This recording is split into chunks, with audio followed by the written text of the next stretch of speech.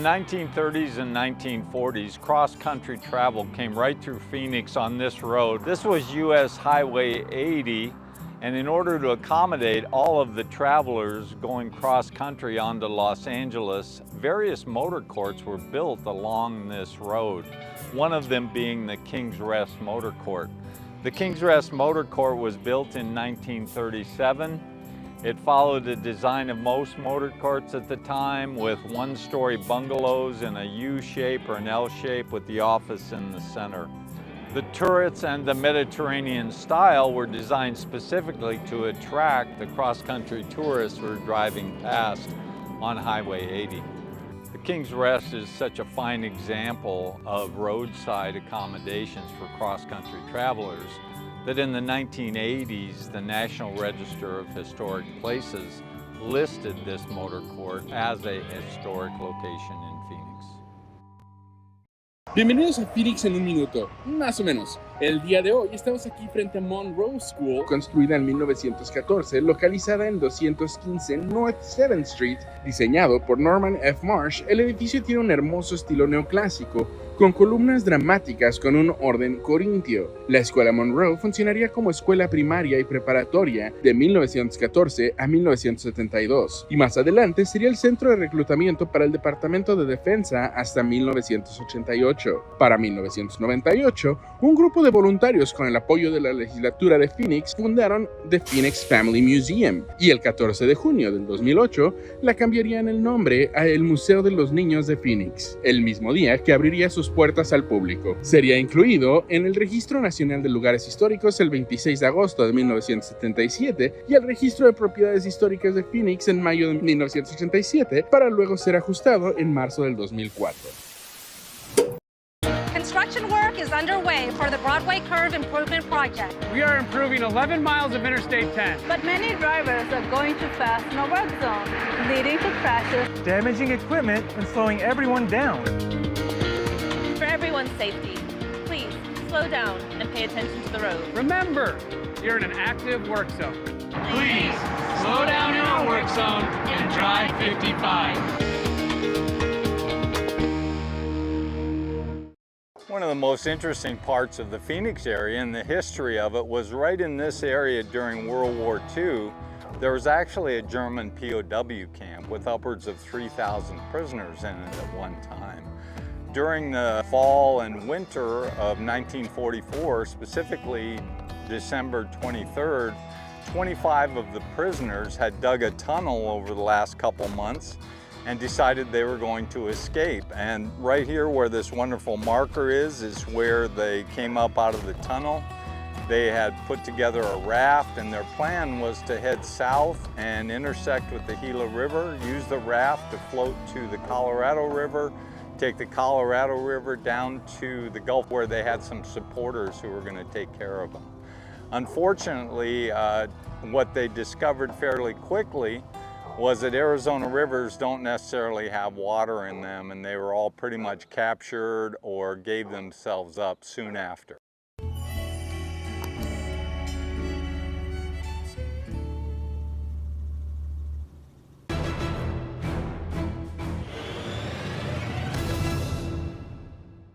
Good morning. Thank you for joining us. Though it is still warm, we wanted to provide an update on summer heat efforts. Heat is an issue we plan on at the City of Phoenix year-round. This year, we're going to provide an update on the unprecedented collaboration between several City of Phoenix departments and our nonprofit community. First, I want to thank everyone in Phoenix who contributed to our largest ever effort to address heat-related issues. While we still don't have final numbers related to heat-related deaths, we know that no deaths are acceptable. As a metro region and as a state, we need to do better. We're here in an emergency facility because this is an emergency. Learning from 2023, this summer, Phoenix expanded our network of heat relief and respite centers. We provided centers with extended hours and, for the first time ever, overnight availability. We did more communications, including paid communications, and more partnerships, including making sure people who had power outages knew about our heat relief centers. The council and I had one goal in mind when we moved this plan forward in February: to save more lives.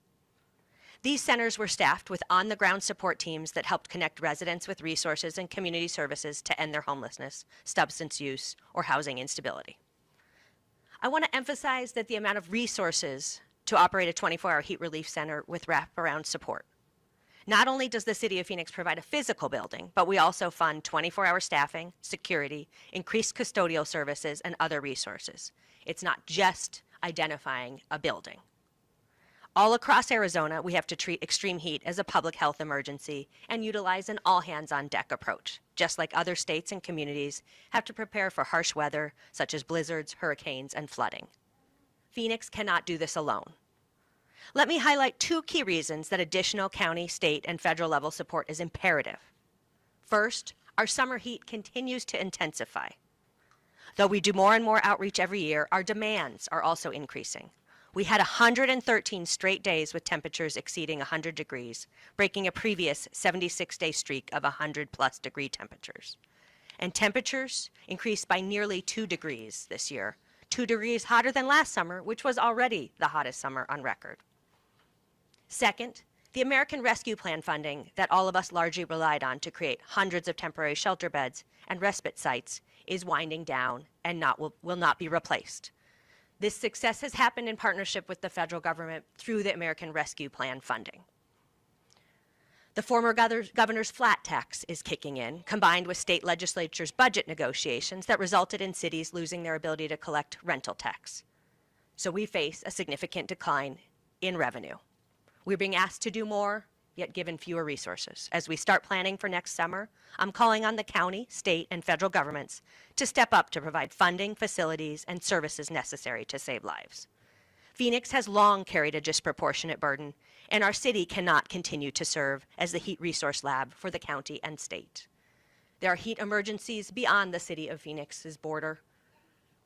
Communities need overnight centers beyond the City of Phoenix's border.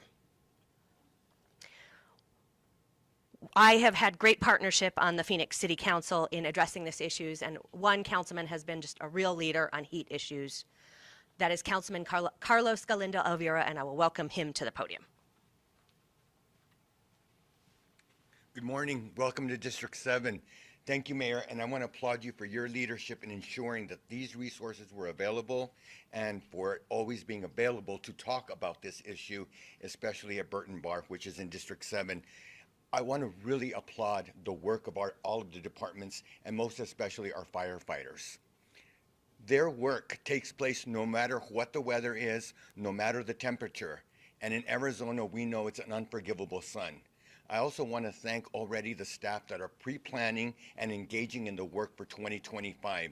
This is a serious issue. Heat-related issues equal health-related issues. And we need for the federal government to step up more. Already, both Congressman Gallego and Stanton have attempted to address this issue, but we need the federal government to pay more attention and to really understand that Arizonans face tremendous heat. Phoenicians, is that the correct term? Phoenicians face an unbearable heat, and I am most especially concerned about our unhoused people, the elderly, and children, and what they have to endure in this heat. So I welcome the federal government to work with us, to collaborate with us, and to really reach out to the mayor and say they are ready to be partners in combating this heat. Thank you, Mayor. Thank you, Councilman, for your leadership. There are several new facilities in Council District 7, and we really appreciate your leadership in that area. One of the changes that we made this year was that the Office of Homeless Solutions and the Fire Department played a much larger lead in the city's response because of the impacts and because this is an emergency. I'll now turn it over to our subject matter experts to explain in greater depth what we saw this summer. I want to introduce Brian Lee, our Director of the Office of Emergency Management, and Assistant Fire Chief Tim Kreis.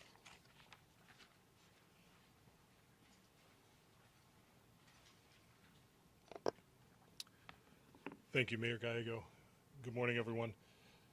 Thank you all for joining us today as we discuss the critical heat relief efforts in our city. As we know, Phoenix experiences extreme heat, especially during the summer months, and our primary goal has always been the safety and well-being of our residents. This year we implemented several key initiatives aimed at providing heat relief to the most vulnerable and protect them against heat-related illness. This includes, as the mayor discussed, opening cooling centers, increased public awareness and outreach about hydration and safety, and partnerships with local organizations to distribute water and supplies to those in need. I am very proud to report that these efforts have made a significant impact. By proactively addressing the needs of our community, we have seen a notable decrease in heat-related emergency incidents. And frankly, I am so proud of this because the reports that we have from our team is about a 20% reduction when compared to the same time last year. This summer was hot and it was difficult, but we're very proud of that. We continue to encourage residents to take precautions in the heat, and although the worst of the summer is behind us, we know that more still needs to be done. To Mayor Gallego and the council, your leadership on this has been absolutely remarkable, and we are so thankful for it. We really appreciate that, and together we can combat the dangers of extreme heat and keep our community safe. Director Lee.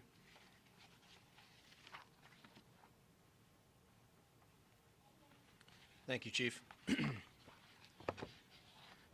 Thank you, Mayor Gallego and Councilman Galindo. Good morning, everybody, and thank you again for being here today. As we all know, the extreme heat poses a serious risk to our community, and it's the Office of Emergency Management's responsibility to ensure that we are prepared and responsive to those needs.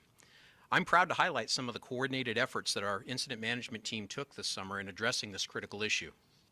Our team has worked tirelessly to implement a comprehensive heat relief strategy that includes not only opening additional cooling centers, but also ensuring that there were extended hours of operation and allowing residents to stay overnight when needed. This coordinated response involves collaboration with local agencies, nonprofits, and community organizations. Together, we've developed a robust communications plan to ensure that residents know exactly where to go for relief and how to access available resources. One of our key achievements has been the successful distribution of thousands of bottles of water and hydration supplies to those most in need. This effort has proven essential in reducing the number of heat-related emergencies and consequently the number of 911 calls that we received, as Chief Christ just alluded to. As we move forward, we will continue to assess and adapt our strategies to ensure that we're meeting the needs of the community in a manner that's most effective. Your ongoing support and engagement are vital as we work to protect the health and safety of our residents during these challenging months. Thank you all for your dedication and for being part of this essential effort. At this time, I'd like to introduce Director David.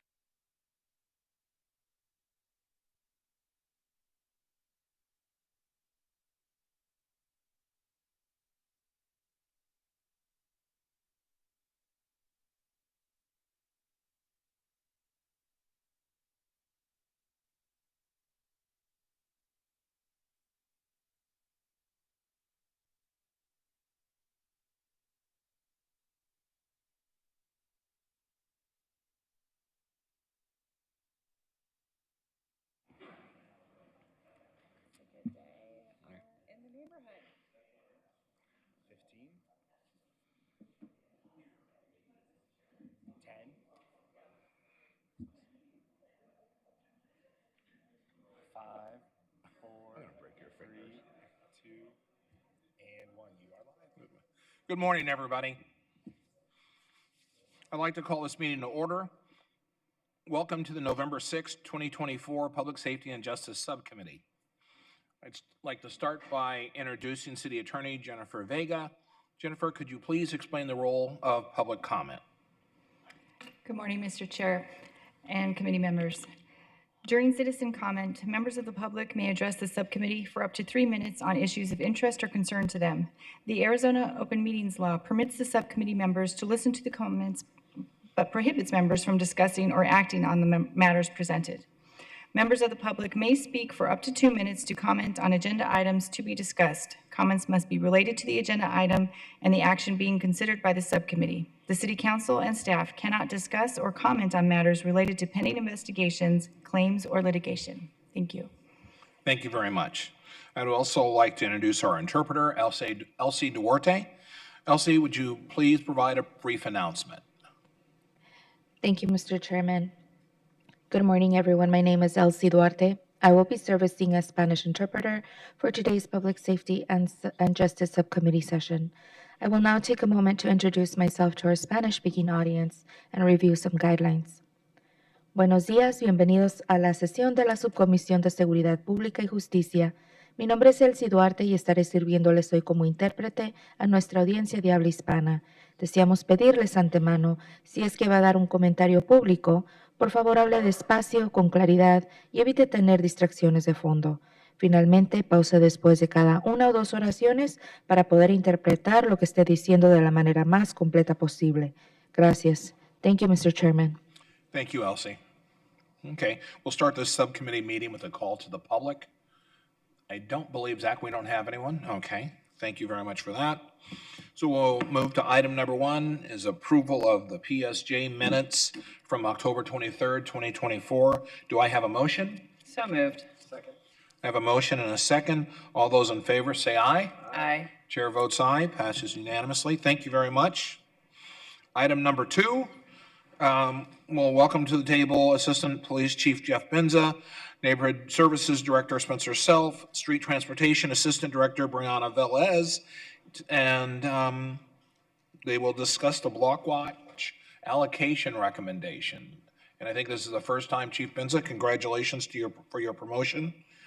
Appreciate having you here, and it's all yours. Mr. Chair, members of the subcommittee, thank you for welcoming us here today. I'm Jeff Benza, Assistant Chief of Police, and one of my responsibilities is to oversee the law enforcement side of the Block Watch funds. The Block Watch Fund program was adopted by voters more than 30 years ago. The program funds are designed to support fighting crime, to improve the quality of life, and to encourage citizen participation. There's approximately $11 million of available funds, and an estimated $2.8 million more of tax revenue to be added for the fiscal year 24-25. The Mayor and City Council approved $2 million of ongoing funds to support the Block Watch Fund grant, and I'll pass it off over to Spencer Self. Thank you, Jeff. Chairman and members of the subcommittee, as previously mentioned, these funds are used for a wide variety of purposes to support public safety and quality of life in neighborhoods. This historically has included our gated alley program throughout the program's existence, including during our pilot. Last fiscal year, with the support of this subcommittee, the City Council approved $2.85 million to support gating culverts and washes and the gated alley program, with $1.9 million for the gated culvert program, $750,000 for the gated alley program, and $200,000 for signage to deter unlawful activity in those areas. To go into more detail on what these funds were used for, I will first turn it over to Brianna Velez, Assistant Street Transportation Director, to discuss the great work they've been doing to better secure our washes. Thank you, Spencer. Good morning, Chair Robinson and members of the subcommittee. As of September of this year, Streets has completed installation of gates at 11 culvert locations, which includes 8 locations in Council District 3, 2 locations in Council District 1, and 1 location in Council District 2. Here are some examples of the completed installations at 20th Street and Greenway Parkway, and Greenway Parkway and Beck Lane. In addition, staff has also installed approximately 75 no trespassing signs on culverts, bridges, and other areas of concern. In our last update, there were 2 locations identified that after further analysis, we are not able to proceed with gates, as these locations are bridges rather than culverts, and adding gates would impact the structural integrity at these locations. The 2 locations are 4th Drive and Union Hills Drive and 7th Avenue and Bell Road.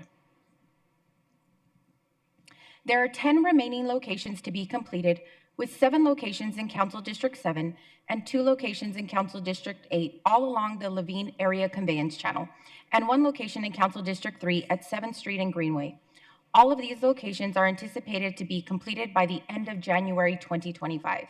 I will now hand over the presentation back to Spencer to discuss the gated alley program. Thank you, Brianna. Not so much a question, just a comment. I love this program. I mean, I just think it's something that It's good for safety.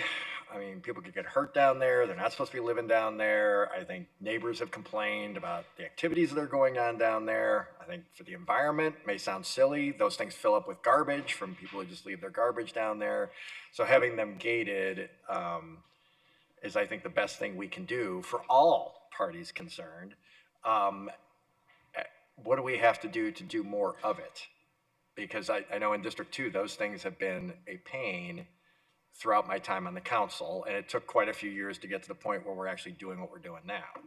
So is it a question of resource? I mean, I assume you have other locations that you haven't gotten to yet. And do you have a whole list, like for the whole city? Chair Robinson, Councilman Waring, we can take a look at if there are any further locations with identification through NSD of other areas of concern that we might be able to evaluate for gating. There may be some bridges, like I mentioned, at those 2 locations where the structural integrity could come in to play, but there may be some additional culverts that we could further identify. Okay, thank you. I would like that list. I mean, I would say this is the city version of having a open or broken gate if you have a pool. I mean, it's an attractive nuisance where somebody could probably get killed or certainly get hurt messing around down there, living down there, plus obviously the nuisance factor to neighbors. So I definitely think it's something that if we can do more of it, I think this will be effective. So that's it. Thank you very much.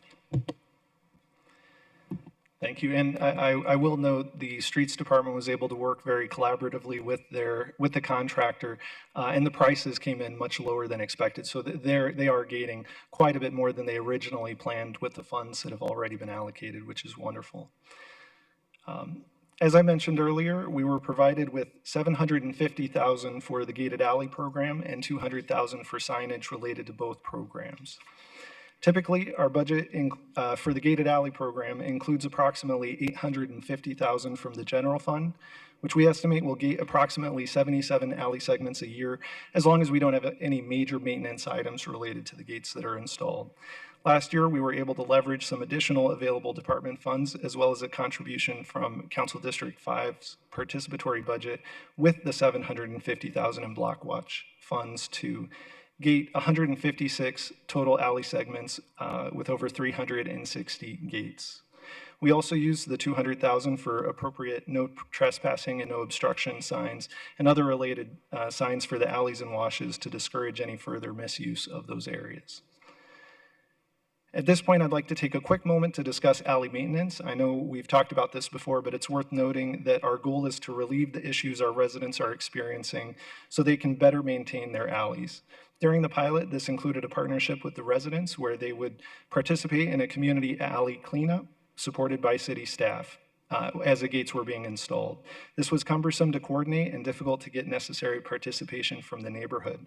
So to make the process more practical and to scale to support the demand, when we launched the permanent program, the Public Works Department committed to providing one courtesy final cleanup of large items remaining in the alley shortly after the gates are locked. Sometimes that lags hanging the gates as we require all final inspections, including the Knox locks that are required for fire access. So there's a bit of coordination that happens prior to Public Works being able to come in and address those. Unfortunately, Public Works is not able to address weeds or vegetation, which continues to be a responsibility of the residents along the alley segment.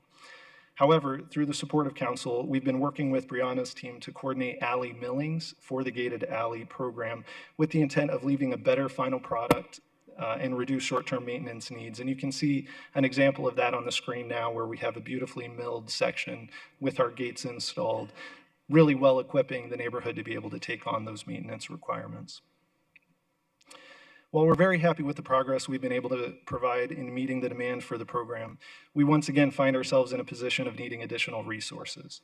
Through October 22nd alone, we've received 130 requests for this year's funding. In addition, we receive an average of 15 requests per month.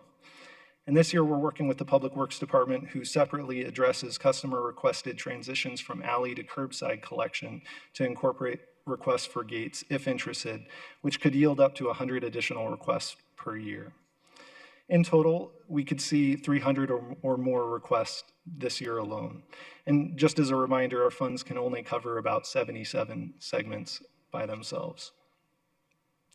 So to help shore up this gap, we're requesting the subcommittee recommend approval to provide an additional $3 million of neighborhood block watch funding to cover the next 2 years to support the gated alley program, in addition to reallocating approximately $750,000 from the gated culvert program to support potential ongoing maintenance of the washes in adjacent areas where gates have been installed. And with that, we're happy to answer any questions you may have. Okay, thank you very much. Councilwoman O'Brien. Thank you, Chair.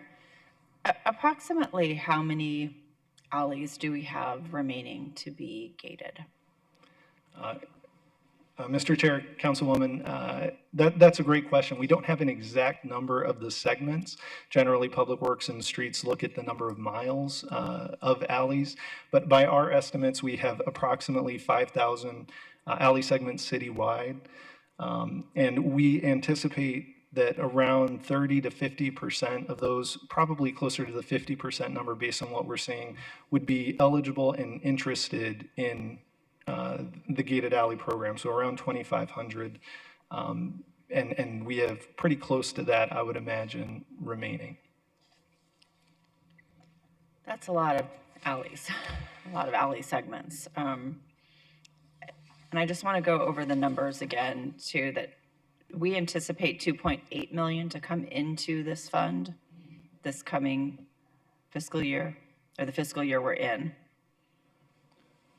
Chairman Robinson, Councilwoman O'Brien, yes, that's our estimate of income.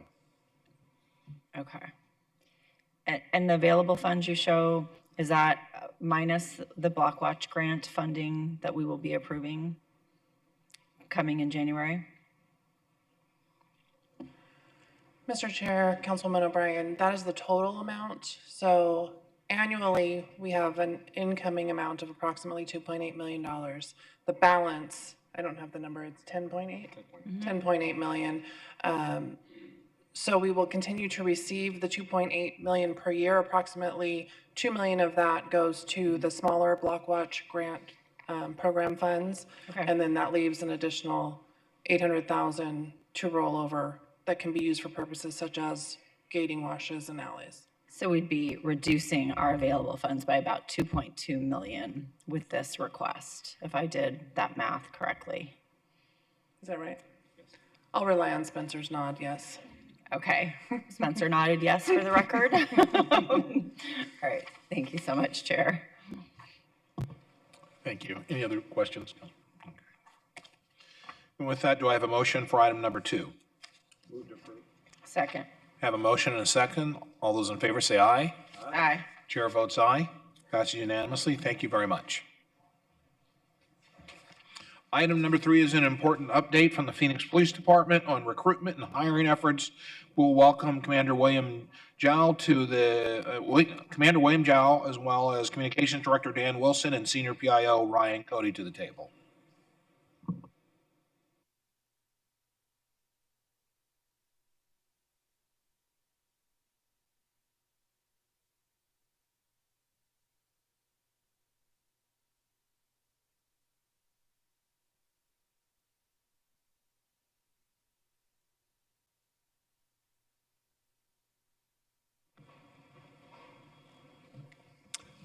Good morning, Chairman Robinson and members of the subcommittee. Joining me today are Communications Director Dan Wilson and Senior Public Information Officer Ryan Cody. Before we begin, I'd like to express my gratitude to Deputy Director Megan Avalos and her team at the Human Resources, as well as Deputy Director Aaron Mertz and his team at Budget and Research for their invaluable support in compiling the data we're about to present. So today I'll provide an update on our current staffing levels, insights into attrition rates, and address questions raised during our June update, along with the progress on our established projects and goals. And following my presentation, Dan will share an update on our advertising and marketing initiatives, and then Ryan will discuss our most recent exciting partnerships with some universities and colleges. Currently, the staffing level is at 2,512 officers, and we have a hiring target of 3,125.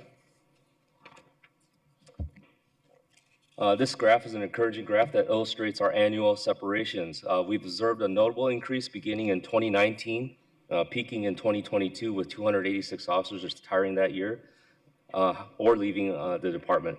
However, we have begun to normalize this trend since 2023 with a downward curve trending in 2024. This slide provides further clarity on the timing of separations within officers' careers. Notably, many departures occur when officers, quote unquote, should retire with 21 to 25 years of service, and a significant number of separations for those with over 25 years of service.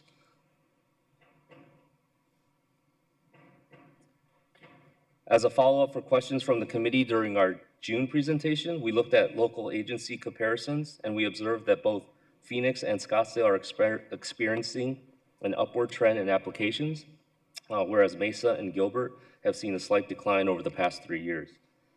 We also, in an attempt to answer some questions from June, contacted the Police Executive Research Forum and requested hiring and attrition data for departments over the size of 1,000. However, they declined to provide that information, and it's been difficult to have other departments share their hiring and attrition numbers for various reasons. Okay, Commander, hold on one quick second. Councilman Waring. Yeah, thanks, Commander. And thanks, Mr. Chair. Actually, I guess it's here on my screen, but you had it up on the screen there a second ago.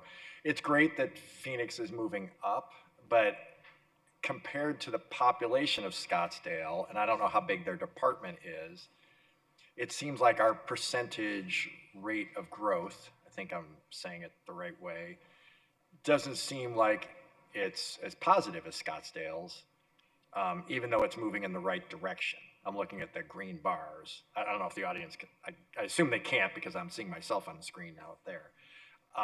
But am I making myself clear to you at least, because I assume you have it in front of you?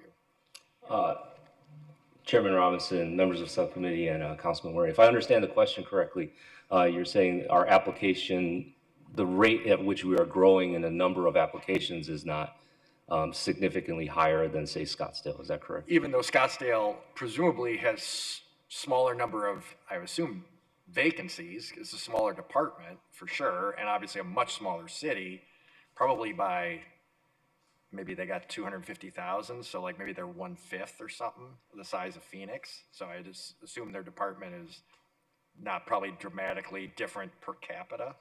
So you see what I'm saying? I mean, we're still not getting what you would expect to be our rate of growth. So it's fantastic to say, oh, look, we're both moving in the right direction compared to, say, Gilbert or Tempe or Chandler that aren't, but it's not as much as we would hope either, given that we share a border with Scottsdale. Thank you, Chairman Robinson, members of subcommittee, Councilman Waring, thank you for the question. So to clarify in the graph, if you look, it's so it's not up on yours, but 2,500 people approximately applied to Phoenix in 2023, and approximately 1,900 applied to Scottsdale in 2023. And in looking at the application process valley-wide, applicants have the opportunity to apply to multiple agencies at the same time. So there's a lot of cross application. Yeah. So if someone applies to Phoenix, similarly, they can also check a box and then say, I'm also choosing to apply to Scottsdale, Mesa. So when you see that there's a almost 5,000 or 500 person difference in a year, it means there's a significant amount of people that are applying more to us than, say, to Scottsdale. I'm glad you said that, Mr. Chair, Commander. I hadn't factored that. I knew that, but I didn't factor that in, that some of these people are duplicative in the green box, or all the boxes, but the green box. And if I was applying, one of the things that would influence me, you know, if I'm in Peoria, I don't know if I might apply to Chandler, but I'd try to apply probably to all the places that are pretty much closer to home if I was determined to stay in that home. Otherwise, you got a hellacious commute, so, which I'm sure some people do. But so it does make sense that I'm guessing we probably have a lot of cross-pollination with Scottsdale and Tempe, and probably Glendale too, which isn't on your chart. Am I right about that? I mean, is that the way it kind of works? Yeah, Councilman Robinson, members of the subcommittee, Chairman. Councilman Waring. Yeah, that is correct. And unfortunately, I did not gather the West Valley agencies. I contacted the East Valley agencies. They were the first to respond. So I wanted to give you the best information I could, which would include West Valley. However, I did not have that data at the time. So I would assume Glendale would be similarly large in terms of application size as Scottsdale Mesa in comparison to us. Thank you, I appreciate it.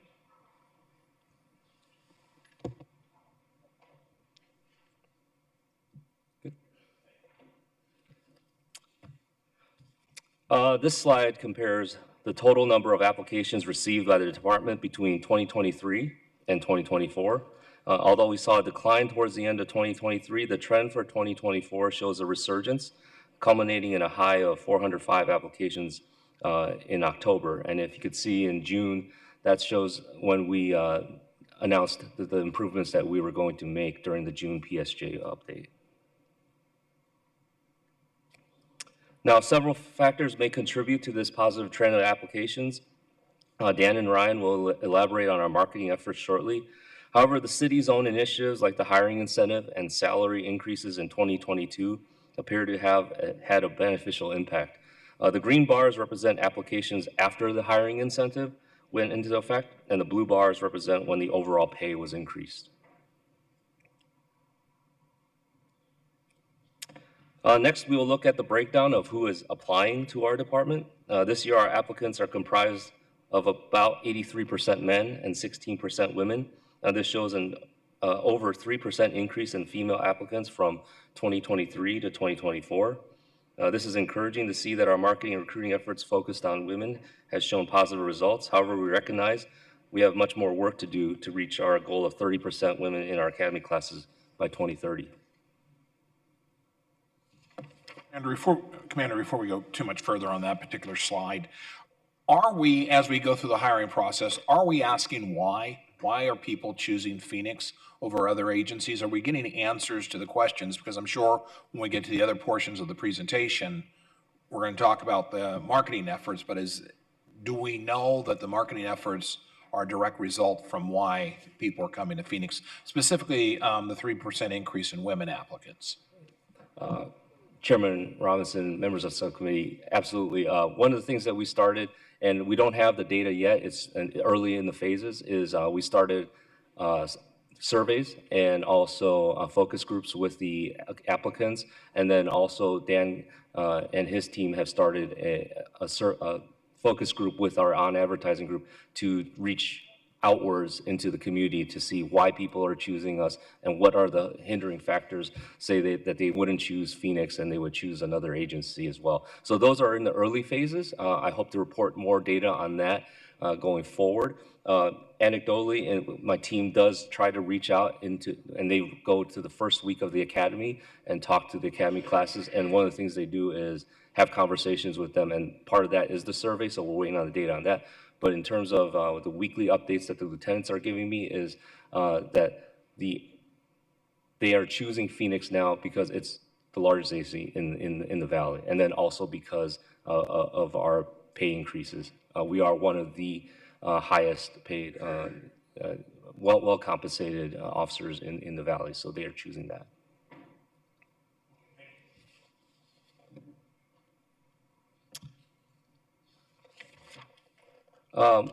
Over the last 3 years, our applicants are approximately 36% white, 37% Hispanic or Latino, 11% Black African American, 6% mixed race or other, and 2% Asian, and 1% American Indian.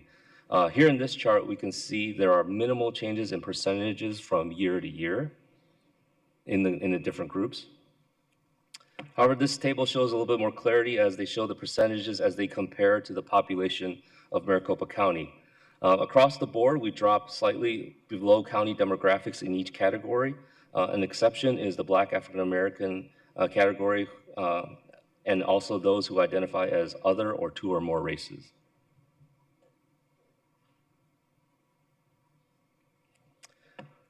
In addition to demographic data, the applicants were categorized by what type of advertising they reported had the greatest impact in their decision to apply for Phoenix PD.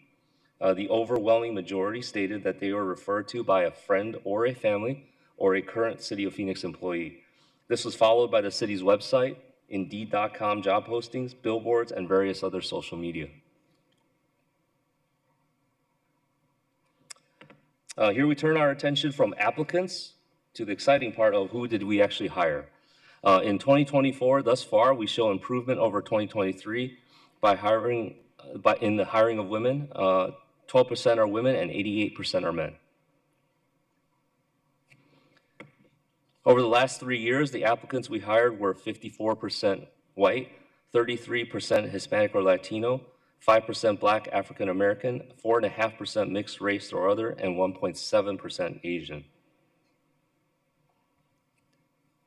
Looking at the applicants versus hired percentages, we recognize that having 11% of all applicants being Black African American and resulting in only 5% of all people hired being Black African American means we can do better in that category. We're committed to providing the department with applicants that represent the community we serve. And so to achieve this, we also recognize that we need to do better across all demographics. So going forward, my team will be researching what is causing Black African American applicants to withdraw from the process or what is disqualifying them.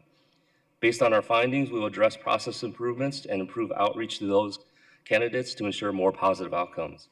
Hopefully our research will provide improvements for all applicants, and we will report back on our next PSJ update.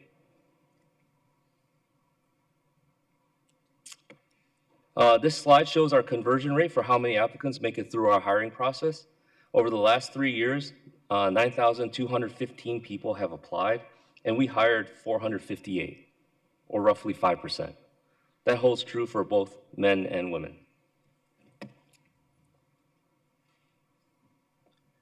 Next, we will revisit the goals we established in June. We aim to consistently staff average academy classes with 35 recruits and committed to identifying and rectifying inefficiencies within our hiring process.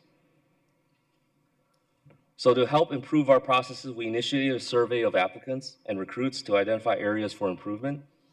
Our findings highlighted 4 key obstacles in the hiring process: the actual application completion, scoring of the physical agility test, communication regarding application status, and the medical screening process. So first, the application itself posed significant challenges for many applicants. The Employment Services Unit frequently received inquiries from individuals who believed they had applied but had not received a response from us.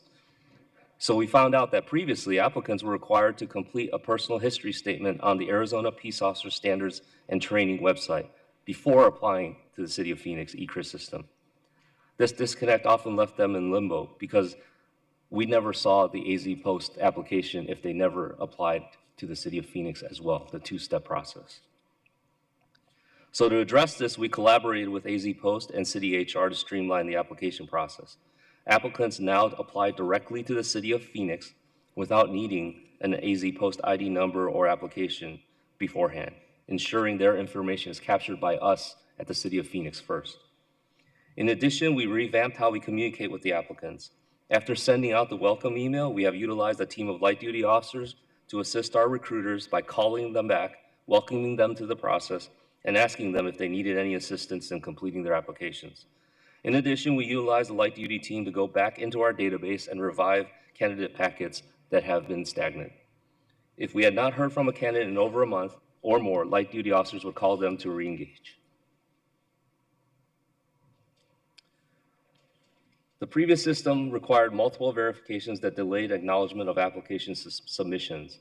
First, applicants were processed by City HR, then the Employment Services Unit would review the list before sending out a welcome email to applicants inviting them to sign up for the physical agility test.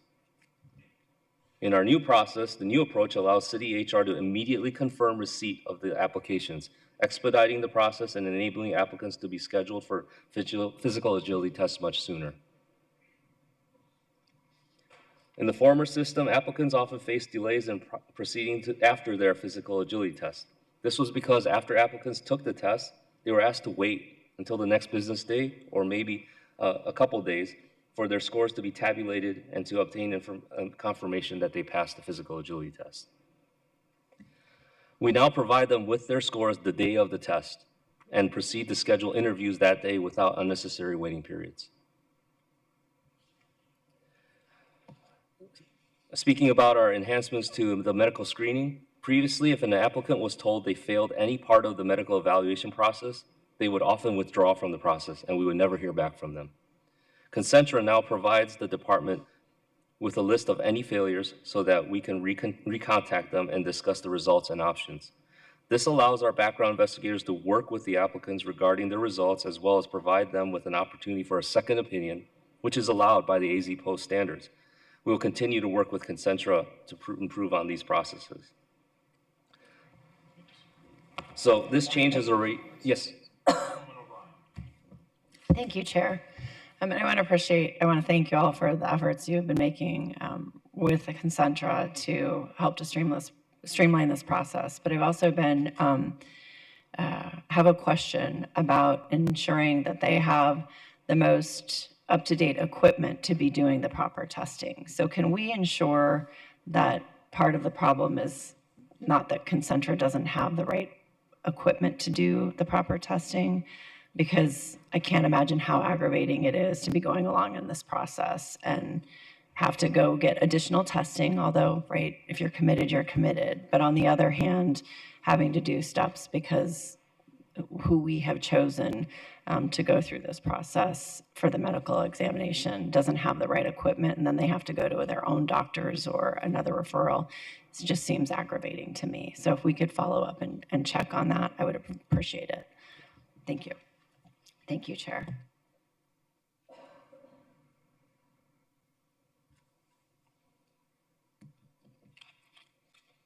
Okay. This change in the medical screening process has already yielded positive results, as many applicants who initially failed, particularly vision exams, were later cleared up for hire by a specialist like an optometrist or another AZ Post certified physician. So as you can see at the bottom of the chart, previously when an applicant failed, they would many times fall off and leave the process on their own without informing their background investigator. Now Concentra informs us of the failure in any particular part of the medical screening, and the applicant is directed to discuss the results with the background investigator. Either way, they're always, if possible, sent for a second opinion. So here's the good news. Since our last update in June, we have seen a significant increase in the number of scheduled academy classes, with recent classes comprising of 25, 24, and 33 recruits, while our December class is currently projected to accommodate 39 recruits. For context, we previously averaged 20 recruits per class over the past 2 years. So I'll now turn the presentation over to Dan, who will provide insights into our advertising and marketing strategies. Chairman Robinson, members of the subcommittee, I want to provide you an update on our marketing efforts. We have been advertising with On Marketing Firm for approximately 8 months. We did not experience the increase in applicants that we had hoped for after the first 6 months, and so Commander Joe and I met with senior leaders at On to evaluate our marketing strategy. We developed a 3-month pilot program to see if a strategic change would produce results more in line with our expectations. We have 1 month of data from that pilot, and those September numbers are what I'll be sharing with you today. Let's start with digital ads. This is the advertising that you would see on websites, throughout social media sites such as YouTube, Facebook, Instagram, as well as Google searches. In September, we received nearly 3.2 million total impressions. Due to some sites' privacy restrictions, we cannot gather demographic data for all of these impressions, but of those that we know, 47% are male, 30% female, with the rest unknown. Who are these ads targeting? On Advertising has created a profile of people 18 to 34 who may be interested in law enforcement careers to ensure we position our ad in front of audience segments based on skills, interests, and passions. In terms of the demographic information, we know from our applicant data that 40% of those applicants are Hispanic or African American. With only 16% of the applicants being women, we need to increase our outreach to women in our marketing and are discussing those strategies with On. In addition to ON's research on those in police or military careers, we are also surveying those in the target demographic to better understand what factors are most likely to increase interest in becoming a Phoenix police officer. We expect to have results of that survey within the next 2 weeks, and we'll use that to strengthen our strategic planning. As mentioned earlier, Indeed was the fourth most popular referral source for applicants, making it an important part of our marketing strategy. The findings here require a little explanation. You can see that nearly 200,000 impressions, Indeed has generated about 1,300 leads for our police officer and communication operator positions. The way Indeed works is the user clicks on an apply button and have their preloaded resume information uploaded to our Indeed dashboard. However, we consider these individuals not as applicants yet, but as leads for our HR, because our HR team must then reach out and make contact to see if we can get them to apply through the city's eCRIS portal or AZ Post. Excuse me, Dan, back up one real quick sec. They're leads, they're not applicants because of the way that Indeed works is all you have to do is click on like a quick apply, and whatever you've loaded in automatically uploads into Indeed. And so the individual may believe that they have applied. And so what we're doing now is really focusing our outreach efforts to go back to them to say, hey, you gave us your information through Indeed, and now we want to help you move through the process, help you to become an applicant. Okay, do we have any idea what that lag time is? Let's say I'm at home, I'm on the computer, I'm this 23-year-old looking for a job, and I just click on it. I want to be a police officer, I click on it. I think I've done enough, but I haven't. How quickly do we know, how quickly before someone reaches out to me and says, hey, we see there's an interest, we want to move forward with you? So the HR team is consistently in the dashboard of Indeed, and so they are frequently going back and doing that. So I would say for sure within weeks and likely within days for most individuals. I'm sorry, within 8 weeks? You said weeks or days? Megan, do you? So 3 days a week, HR is going into the Indeed portal and looking at people who have applied through Indeed and reaching out to them. So they're okay. If they applied Friday in the afternoon, the longest lag would be until Monday. Okay, thank you very much. Megan, thank you. Appreciate it. All right, so the HR data shows only about 17% of the Indeed leads for our sworn positions follow through and fill out an application with the city. For communication operators, that number is higher at 30%. However, this number continues to improve over time as our HR team makes additional follow-ups with the context on these potential leads. All right, brand awareness is an important part of a successful. Councilman Waring. So it's page 6 in my handout. I think it's slide 12, applicants reported source. You don't have to go back to it necessarily, but that is applicants. How did the applicants find out? Mm-hmm. To me, the most important thing is on page 8, slide 16, the conversion rate. I guess I would also, I don't know if you have the data. If you don't, obviously nothing to be done about it right now. What about the actual people who become officers? Where did they find out about? That's really what you're looking for. Like how many, the applicants are great. That gives you more people to find people converted to actually being officers. But the whole goal is to create officers, not applicants. So I want to make sure you're focused on that. And the 4.7%, I think I've mentioned this before, is just kind of discouraging. Now, I get that a lot of people might sign up who are disqualified for various reasons, and you kind of walk through that on your list. But is there any way to bump that up? And I don't think I saw a chart comparing our conversion rate to Scottsdale's or our conversion rate to other cities. I would certainly look at that and find out from them. I know we're sort of competing for the same people in some cases, but hopefully we're all working together. I live right on the Scottsdale border. I see Scottsdale patrol cars sitting outside my house monitoring the speed on my street because I'm right on the border. I mean, the big streets around me are patrolled by Scottsdale, not Phoenix. And we also have Paradise Valley right there, so there's actually an intersection where it's all three. It makes it confusing to who's supposed to respond. So as a citizen, take out the council person part. The people protecting my family could easily be Scottsdale too. They're right there. So that matters. I assume we're all hopefully trying to esprit de corps, working together on this. So hopefully they would say, hey, this has really worked for us. You might want to try this if they have higher conversion rates. Again, I don't expect to have an answer now, but bumping up the conversion rate is a lot easier than finding new people on TikTok. But finding out, like, some of this stuff I've never even heard of, which shows how old I am. I don't know what SkillBridge is, but SkillBridge has a very small little percentage, it looks like, of the applicant's reported source, but maybe every single person who applies, who found out about us on SkillBridge, maybe they all become officers. That's important information to know if you don't know it already. So that's just something I would consider. If you don't have that data, there's no point in discussing it further now, but maybe next time, if it's possible, to figure that out. And thank you for all the rest of the members of the audience who are here. I figured, why should Megan get singled out? So thanks for being here, your help.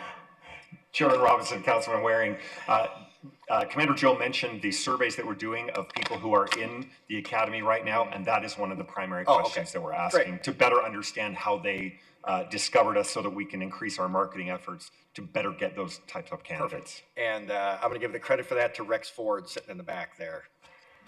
Thank you. All right. Brand awareness is important for a successful recruiting campaign. ON is using digital billboards in 31 rotating locations throughout the city in the highest traffic areas, such as along our major freeways, including I-17, I-10, loops 101 and 202, the 51, and US 60. Billboards are more difficult to assess the efficacy because it's about brand building and making the community aware that Phoenix PD is hiring. In September, we had more than 16 million impressions and a total of nearly 400,000 appearances on digital billboards. You may have noticed the increase in billboards in the last 8 weeks or so.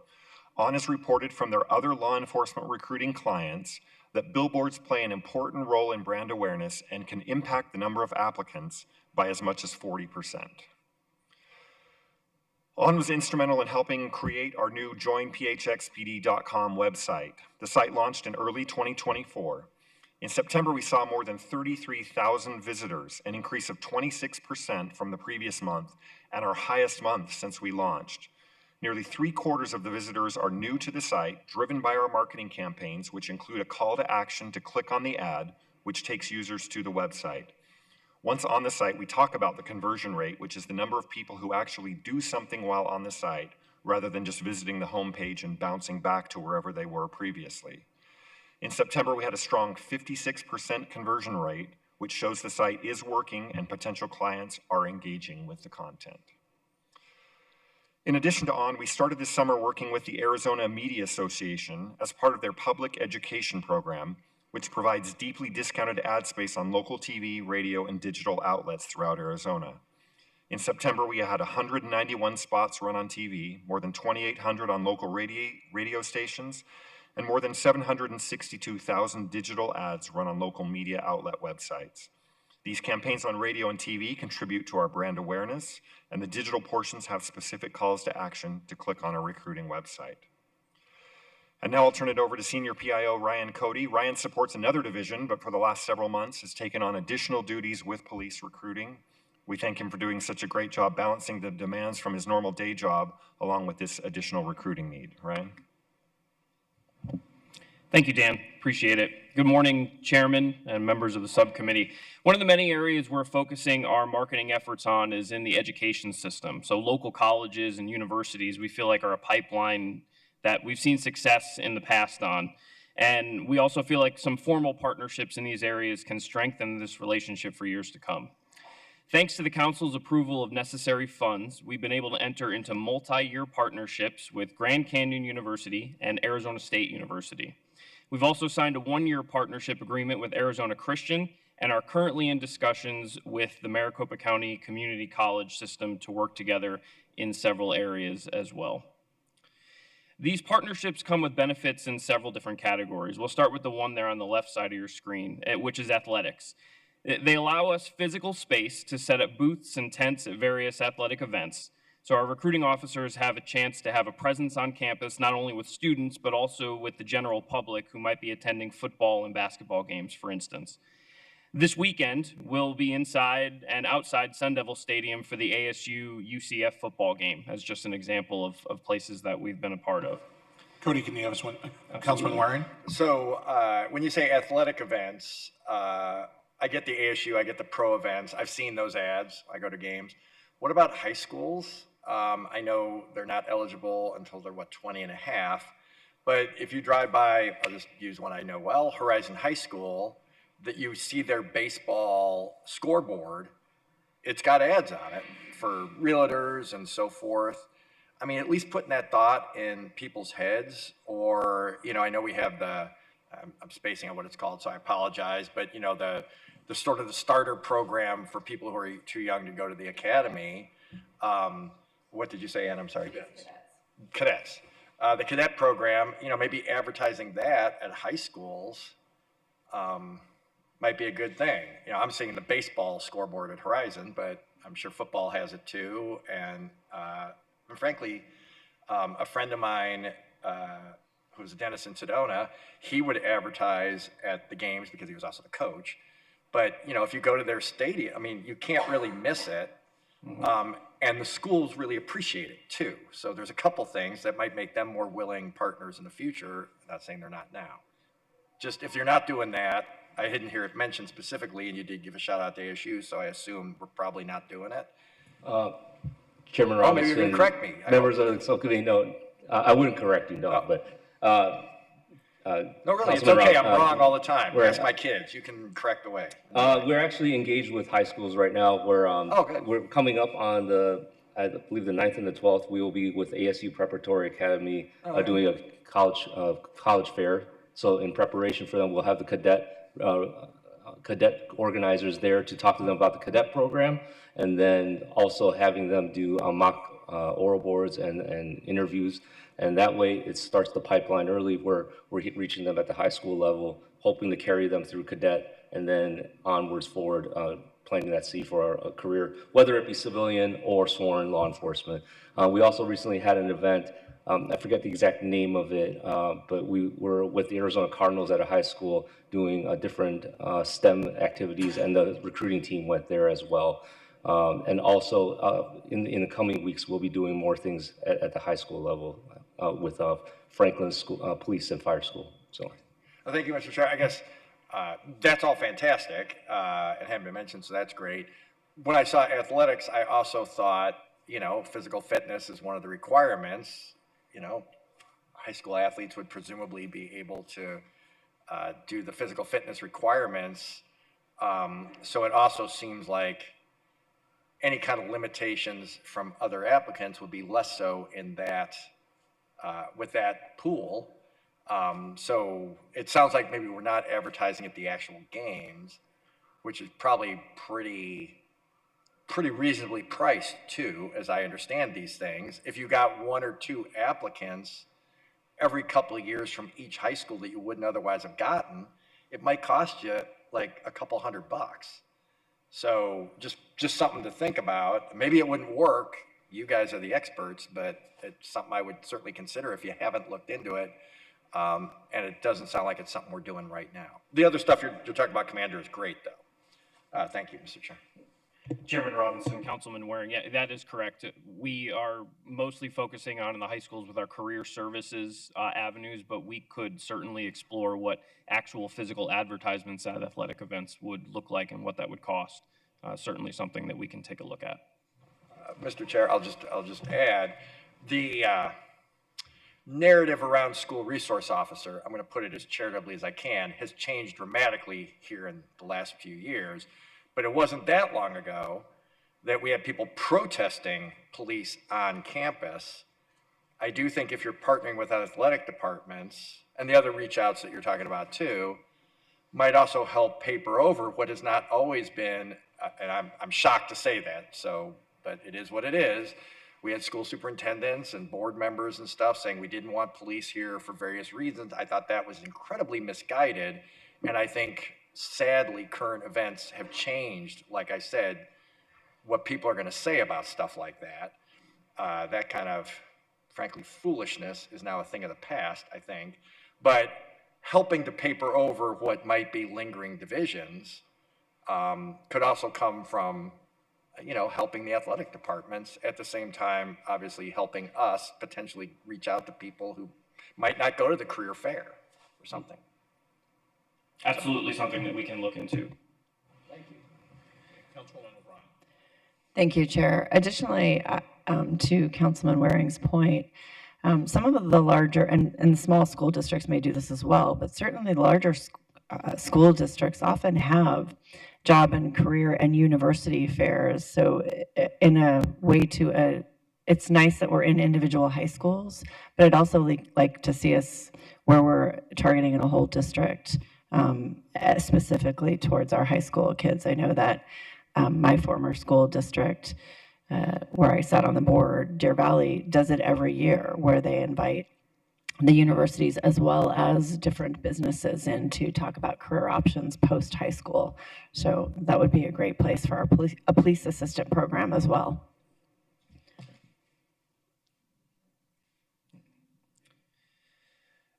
Another unique opportunity that we're getting with Arizona Christian and Grand Canyon University is a platform to interact directly with the student athletes. And this is important because these soon-to-be graduates embody many of the traits that we want in police officers. They're proficient in working as a team. They value physical fitness, discipline, and coachability. So this is a group that we really would like to target. The middle benefit on the screen here deals with career services at each college. Participation in career fairs and an ability to utilize the university mailing list for targeted emails. But the most important part of this really is to have a partnership so our women and men can go into the classroom. When the professor of a criminal justice related course needs a guest speaker, we can step up. We can bring our message directly to a pool of students who are already interested in the career and let them know that we are a market leader in pay and offer some of the best career advancement opportunities in Arizona. The hope here is to build face-to-face relationships with these students so that they do remember us when graduation comes and it's time to get a job. And the third part you see on the right side of your screen is really just about building relationships with these colleges and universities. So that way educators there know what we have to offer. It's good for them because if their graduates get jobs, then that's what they're hoping for, and we have job openings. So it's really a mutually beneficial relationship. And this last slide here shows us why exactly we're targeting these institutions specifically. First, because they're local and we want applicants who are invested in this community. We also see a large number of applicants from these universities. So these numbers you see on the screen are from 2024 alone. We put 10 GCU graduates in the academy to become sworn police officers and 6 in 911 and communications roles.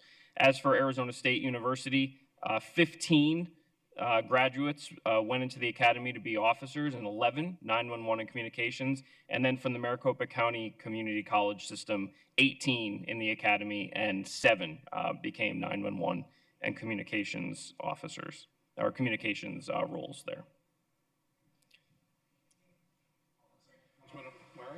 Thank you, Mr. Chair. So you don't have to go back, but the last slide you talked about GCU. So they have identified, I mean, they didn't identify it, but they're trying to address, I guess is what I should say, nursing shortages and teacher shortages. That's like a thing for them. They recognize the national and local shortages that we face. I would think, if I were them, I'm not slighting the other two that you mentioned here, but you know, I would probably go to them. They're expanding by leaps and bounds. You might want to say, hey, you know, have you thought about doing a program in law enforcement if they don't have one now, or here's our needs? They definitely seem to be receptive in these other areas, which frankly, as a citizen here who might be affected by, say, a nursing shortage, I do appreciate, again, apart from the council role. So this is another area where, you know, they have made a point of being like, we really want to provide people who are in the service industry, and I don't know what better service than public safety you could provide. So it might be, you know, I know some people over there, they come to our meetings. If you want some help being put in touch with them, if you're not already, I think it would behoove us because they are very good at recruiting people to go to their school. So. Councilman, Chair Robinson and Councilman Waring, that's a great point. And with GCU specifically, one of the great benefits that we have is the ability to sponsor a specific classroom. And we went and did a site visit, and the classroom that we chose will allow us to actually sponsor the entirety of the building. So when you walk into the building, we can have joined PHX PD plastered right there on the hallway. We chose this classroom specifically as well because it is general studies, and they do have a lot of just meetings in general for staff and other things. So it's not just one specific major and study that uses this room. And we did that because we do offer opportunities in obviously forensic science, law enforcement, and other avenues like that, and also can help us with the City of Phoenix job openings all across the board. So this is a great opportunity, and hopefully that can help along with the point that you just made.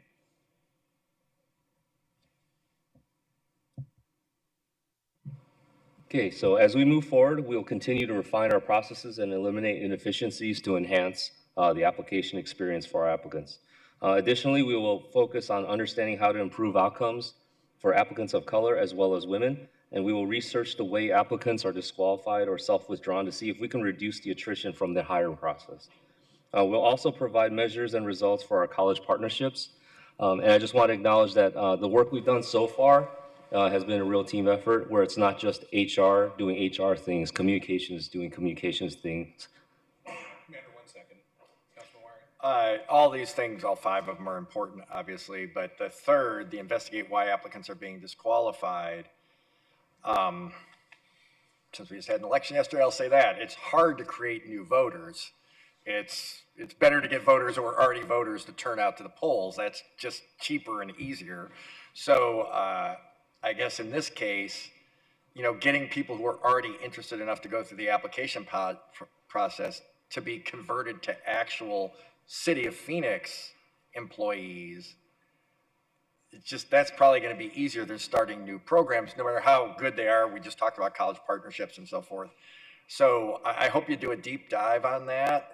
Where is the current process not producing results we like? Because the 4.7%, I think that was the number. Conversion rate, if you could get, I can't do the math in my head, but at some point, the problem will be solved if you could get that up to some number. Let's say you could take the 4.7 and get it to 10%. You might say, oh, that's the officers that we need. That's a heck of a lot easier than trying to make new friends. And I mean, that's great too. Keep doing that. But identifying what's working, whether it's whatever that app or whatever it is that I talked about earlier is, whatever is effective, and go do more of that. That might be my suggestion. So thank you. Okay, like I said, I wanted to acknowledge the work of the team, where it's not just HR doing HR things, communications doing communications things, and then the PD working in a silo by itself. Our team, we're working together, has produced some results for us that we share today, and we're prepared for the challenges ahead and anticipate providing you with further positive developments in our next update. So, and we'll open up for any questions you may have. Okay, thank you very much. Do I have any questions from my colleagues? I do. Councilwoman O'Brien. So thank you for the deep dive into what we're doing to do the advertising, get more applicants, and hopefully look at that conversion rate of applicants to actual City of Phoenix police officers. One of the areas, though, that I worry about is our retention rate. And the separations that you show for 2024 as of October 31st is 146. Do you know what the projections are for the next 2 months for 2024? I realize they may or may not come to fruition, but we usually have some idea. Chairman Robinson, Councilman O'Brien, member Subcommittee, I don't have that in front of me right now. I don't have a projection for it, okay. But I can follow up with you. Okay, I would appreciate that.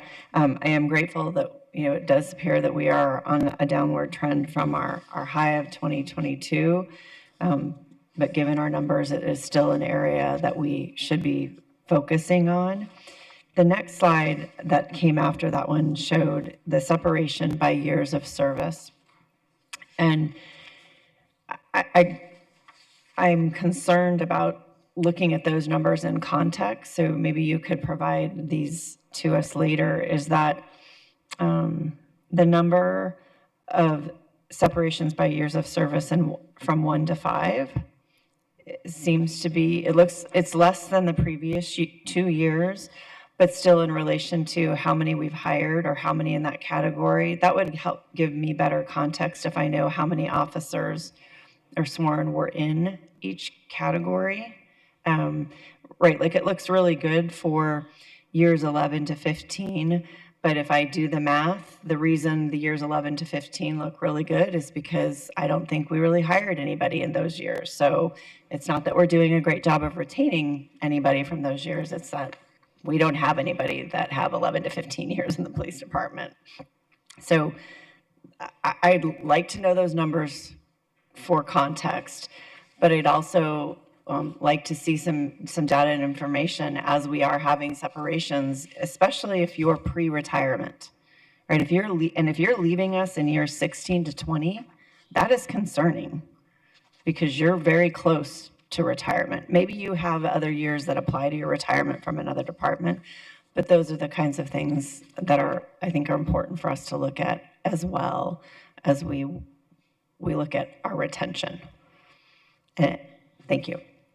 Thank you, Chair. Jim, do you have any more questions? Okay. I just have a couple of questions, and I don't need them answered now. If we can get a response to me and to for a future subcommittee meeting. But I'll start with new applicants by gender. I know we're doing outside focus groups. I'd like a little bit more information on who those, what are we trying to accomplish there? What's the why? I just think we need to understand more about what it is we are doing to ensure that I think that we're doing the right thing, and we probably are, but a little bit more context there. Then more than anything else, and I know a couple of questions have already been answered or the issues have been raised. I'll jump to the Phoenix application to hire conversion. What has been the biggest disqualifier? People who are applying to be Phoenix police officers, what is the biggest disqualifier? And again, I don't need it now, but if we have it, because I know we have other presentations I'd like to get to. So that, and then as we look through the process improvements we put in place, we've sped things up. When we get to that conditional offer, we make a conditional offer, but that is to start the next academy class, correct? Could we look into whether or not it is feasible, and I would think with 613 vacancies within the police department, it would be feasible to a pre-hire process. And why I say that, I want to lock people in, because I'm talking to students at ASU who, well, I got a call from these guys first, or these guys are doing this, and I think the minute we can say, we're going to start paying you, we're in a much better position. That, and I think, yeah, the pre-hire option, and I know you're going to get to that.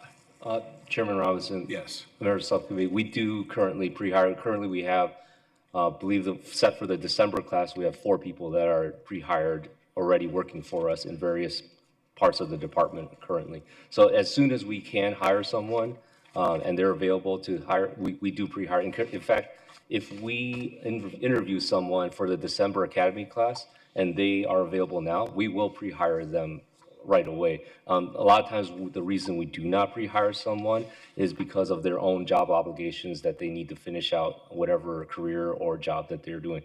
Otherwise, the background investigators have been directed to, and they do that right now, is we capture them as soon as they are committed to us. Okay. Thank you. That's perfect. And I think that's the big issue. Once we can get them to commit, we hold on to them. And you answered the other question I had, and I know Councilman Waring asked a couple of questions you answered. And the last one, or the last issue I'll bring up, and it's something I know I'll be discussing with the chief and others, is you're looking at who we're hiring, who's not coming into the organization, new applicants by race and such. I want to do a deeper dive into that. And again, that goes back to trying to figure out why we're not getting folks in the front door. And there could be, I think I know what the reasons are, but I think if we ask these questions, we'll be better situated to respond in a more effective manner.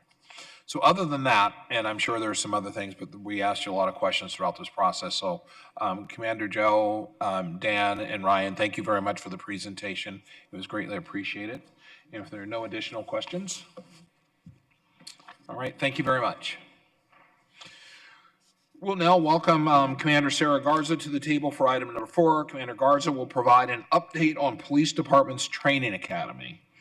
So, Commander Garza, the floor is all yours.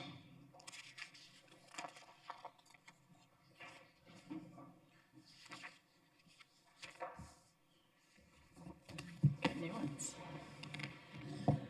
All right. Good morning, Chairman Robinson, members of the subcommittee. Thank you for the opportunity today to highlight the Phoenix Police Academy. Today's presentation focuses on the basic training portion of the Training Bureau, highlighting the academy experience for our police recruits as they start their career with the Phoenix Police Department. Just a little bit of an overview. We now have a Phoenix-only academy that has our own recruits in our classes. We run 3 classes at a time for a 26-week AZ Post Academy. Our ideal class size is 35, but the next class we're very excited will be a little bit over, but we can certainly accommodate that. And to piggyback just a little bit off of Commander Joe's presentation, one advantage that we have in having our own academy that's over a lot of our neighboring agencies is that we are able to fill our own seats. So we don't need to rely on other academies to give us seats, which is a challenge for a lot of the other agencies such as Scottsdale that may have a lot of applicants but no seats. So we can hire our applicants much faster, which is a huge advantage for the Phoenix Police Department and our hiring efforts. The Phoenix Police Academy offers a very unique experience for our recruits. Some days it appears like it's a community college. Other days bring physical fitness sessions with a trainer. We offer a lot of scenario-based training, driving training, team building exercises, and a lot of technical proficiency training. Today we have 71 recruits on campus. Class 578 just started with 32 recruits a few weeks ago. Everything at the Academy is intentional to build proficiency, confidence, and skill sets to make our recruits as successful as possible as they enter their careers with our department. We also recently instituted a 2-week pre-academy. This is separate from the state-regulated academy that we have. In this, we have Dr. Bob Rossi is here in attendance as well. He offers academic study strategies for our recruits. We have mental performance with Dr. Gabe Farias. We hired him. He's a sports psychologist, similar to what professional sports teams are using with their athletes to help with mental performance in the academy. In the pre-academy, I'll speak a little bit more to what he's doing and the positive progress he's making. But in pre-academy, he helps our recruits be prepared for any stress they may feel or experience in the academy prior to starting. Also in the pre-academy, they're introduced to city rules and regulations and other classes that like setting up their emails and things so that once their real academy starts, the 26-week experience, they're ready to go and hit the ground running. The Arizona Peace Officers Standards and Training Board regulates a lot of our academy. They mandate 672 hours of training. We're one of 17 academies throughout the state of Arizona. And so this is very standardized throughout the state. A lot of the training that they mandate is in law and legal issues, patrol procedures, criminal investigations, community policing, and proficiency skills. They also mandate and standardize curriculum, proficiency tests, scheduling, and instructor certifications. It's another layer of oversight for our training, which I think is really beneficial to us and to everybody. And we have great relationships with the folks at AZ Post to implement any kind of change when warranted. If we're seeing trends, we work with them very closely to change curriculum or any other changes that we need to enact. Phoenix Police has a strong commitment to training and preparing our officers before they hit the streets. So we offer an additional 354 and change hours of additional training for our recruits. A lot of this falls under crisis response, firearms, defensive tactics, first aid, report writing, and driving. And a lot of these classes, a couple of new classes are being developed in response to the September 24th policy meeting in the areas of special considerations for Native American communities, as well as customer service training. That's a clarifying question. Commander, 1 second. Councilwoman O'Brien. Thank you so much, Chair. Commander, to the 354 plus hours of additional training, that is required training, correct? Chairman Robinson, members of the subcommittee, Councilwoman O'Brien, yes, we require it for Phoenix. Okay, you said offer, and so that makes it sound like it's optional, and I was pretty sure it was required. So I just wanted to make sure we put that out there. Thank you so for much. correcting me. Yes, ma'am, we provide it. Words matter, you're right. Thank you. In academics, this is a major area of a lot of hours of training that we have. Classes are in constitutional law, Arizona revised statutes, especially in criminal law and traffic law, city ordinances, and these are focused on developing critical thinking, emotional control, cultural awareness, social interaction, customer service, mental health awareness, and ethical decision-making. Something that we offer is that many of our recruits come to us with college degrees and advanced degrees as well. But recruits at our academy can earn their associate's degrees through Rio Salado. And we're also working with 2 additional colleges for credit hours towards bachelor's degrees. One of these schools is actually Grand Canyon University. So we just spoke with them the other day, and they offer a bachelor's degree, and we will get several our recruits will get several credit hours with that as an option if they so choose.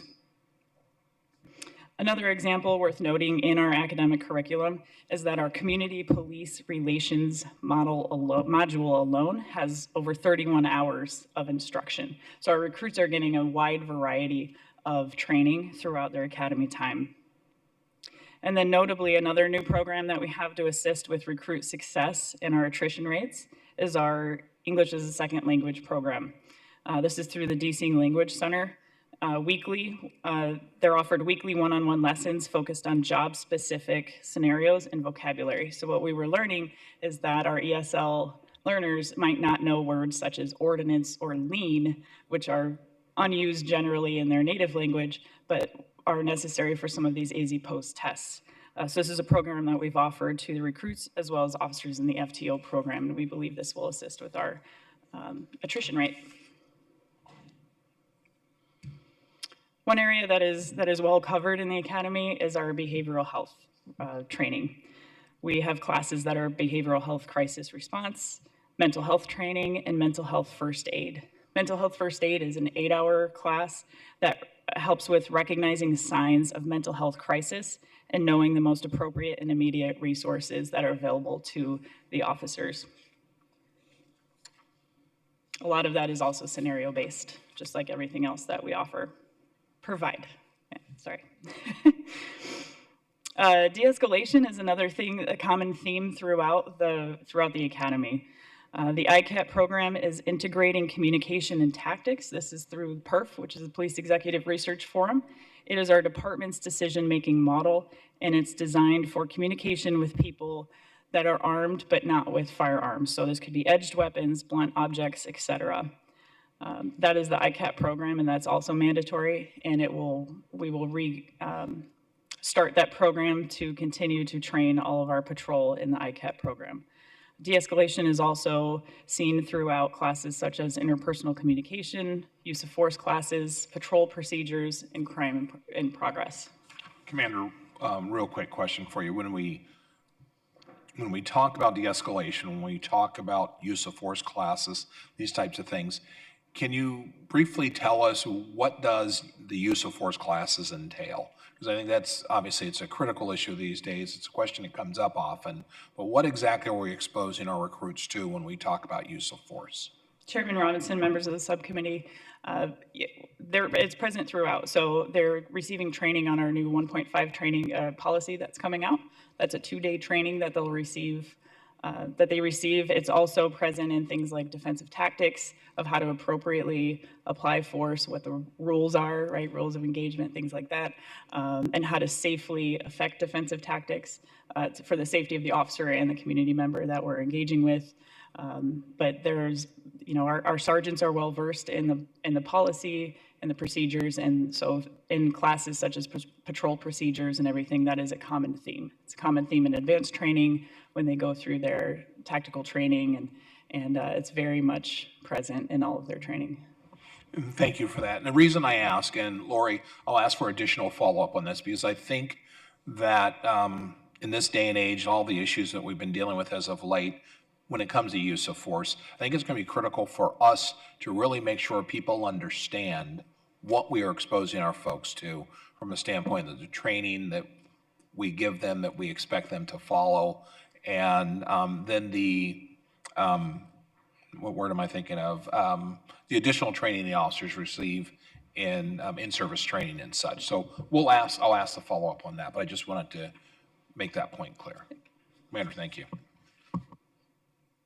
One area that we've made a lot of progress in throughout the academy is in physical fitness, wellness, and safety. Our physical fitness program provides structured exercises for strength, flexibility, and cardio endurance, as well as encouraging and supporting a career-long healthy lifestyle. Wellness is a big topic in the academy as well, where there are nutrition programs, stress management, mental health, work-life balance. Our O2X program, with the mental performance classes with Dr. Farias. And we provide a family day. So our employee assistance unit comes to the academy, the families come, and we give them all of the resources because they are available to the recruits and their families, and let them know from the beginning, pretty early on in their classes, what resources are available. It's interesting that it seems as though the recruits now, it might be a generational thing, are using our resources, mental health resources, pretty often, which is nice to see, to start that way. Our safety unit is now housed at the academy, so they're on site on campus. Our recruits are monitored before major tests.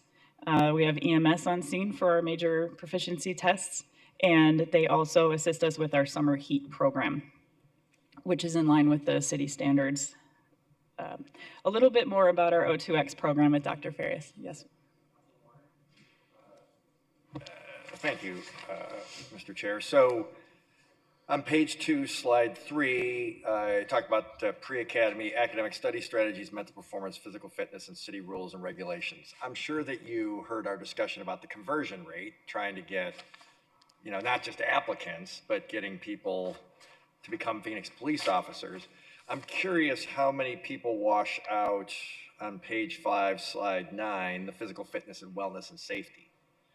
Chairman Robinson, members of the subcommittee, Councilman Waring, we actually are pretty proud that we don't really lose very many people at all for physical fitness. They're tested throughout. A lot of that is due to our SWET program. We have high participation rates. We speak to the recruits just before graduation and ask how many went through the SWET program that Commander Joe's shop runs, and a lot of them do. So they're being well prepared when they come to the academy, but our physical fitness coordinator does an amazing job of getting them ready for those required AZ Post physical tests. So it's very rare that someone fails the academy due to physical fitness. Okay, I'm pleased to hear that because, if you're making this up, I think, if you're making them run 5 miles, they always say that in the NFL Combine.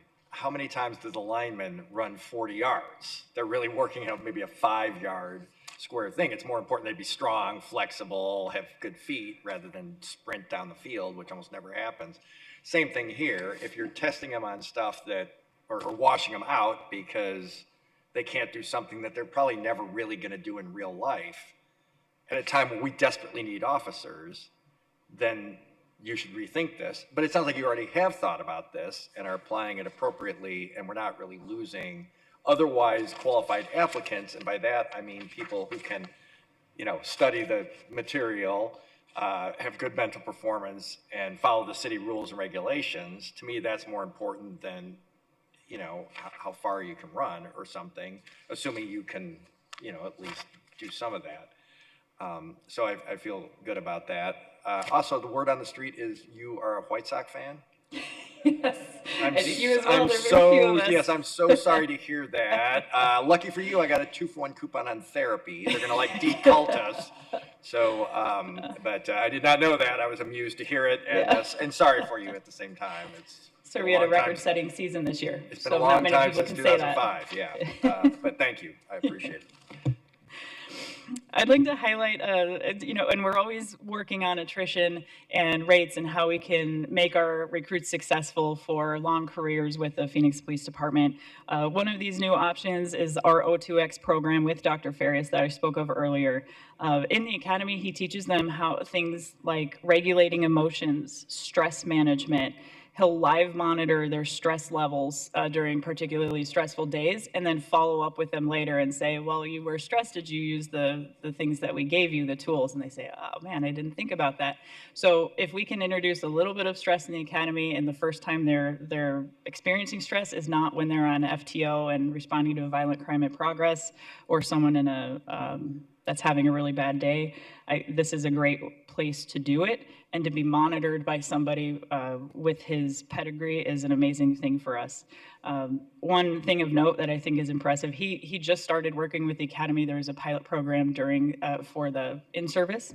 But during his time in the academy, he's already saved 4 recruits from failing their firearm qualifications. So as we know, firearms can be a very mental thing just for the qualifications. These were recruits that were very good at firearms proficiencies, but when it came time for that test, they were having a difficult time.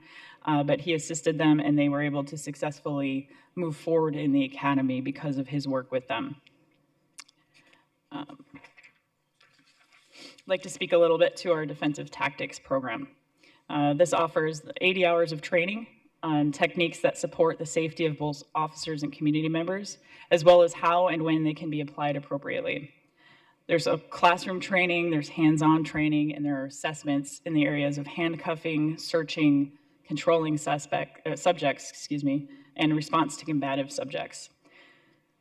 This is another area that is not just defensive tactics. Part of it in their searching area touches to the cultural awareness training. Right now we're teaching our new policy on searching those with religious head coverings and other items. This is one area where they learn it. So it's not just defensive tactics. We're always integrating things that we need to improve on as a department. Comes to the academy at some point in various areas, which is another benefit of having our own Phoenix Police Academy. We have the ability to do that. Our firearms program offers 70 hours of training in basic firearm safety, precision, movement, and tactics. We have our 270-degree Virtua system, which assists with decision-making. Much of that is scenario-based and provides lifelike scenarios. It's very interactive. And then firearms also offers day and nighttime proficiency testing. Our tactical training is another major area of training that Phoenix provides. We have a secure and safe training environment with real-world facilities that we're very lucky to have here in Phoenix. We offer, our training village is pretty amazing and is unique in the state. It offers a house, an apartment, a business, a park, and roads in which our recruits can train in a real-world setting using simulated weapons, work on small team tactics, and anything that they might experience, as many real-world scenarios as we can, we provide in that village to give them amazing training, and it's right on campus to maximize our time. Some other training areas that falls under tactical training would be our less lethal equipment. That falls under here: building searches, response to ambush, low light engagement, crisis response, small team tactics, and active assailant response. Our next steps will be to provide a presentation on the advanced training, as well as everything that we're doing with use of force. And with this, I will take any questions. Commander, thank you very much. I will go to my colleagues first. Any additional questions? Okay, thank you very much. I did ask for this particular presentation, and I'm going to want to follow up more. So Commander and Lori and Chief, I'll probably want to sit down with the three of you to talk about an opportunity, because I know you've done it and you may still be doing it, to invite people out to the academy to give them an abbreviated version of what you just talked about. I think the more people understand about the training that we're providing to not just our recruits, but officers and in-service training, the better we are served in making sure people understand, what the officers, when they have to deal with a situation, the training they have to fall back on. I think that takes us further down the road. But Commander, thank you very much. Excellent job. Okay. Items 5 and 6 are for information only. Phoenix Fire Department Staffing and Response Time Update and the Community Assistance Program, the CAP Expansion Implementation Report. Do any of my colleagues, either of my colleagues, have any questions on either of these two reports? Good. Okay. Then the last item today is a call to the public. I know we have one person, Deanna Hughes, not online, but it was reference item number 2, the Block Watch program. They were in favor of it from what I understand, or they were neutral on the issue, but were supportive of the program. So that being the case, it being 11:32, this meeting is adjourned. Thank you very much.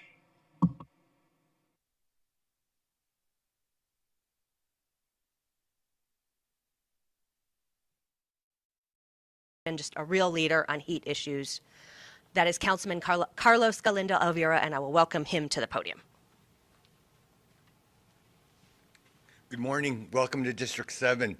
Thank you, Mayor, and I want to applaud you for your leadership in ensuring that these resources were available and for always being available to talk about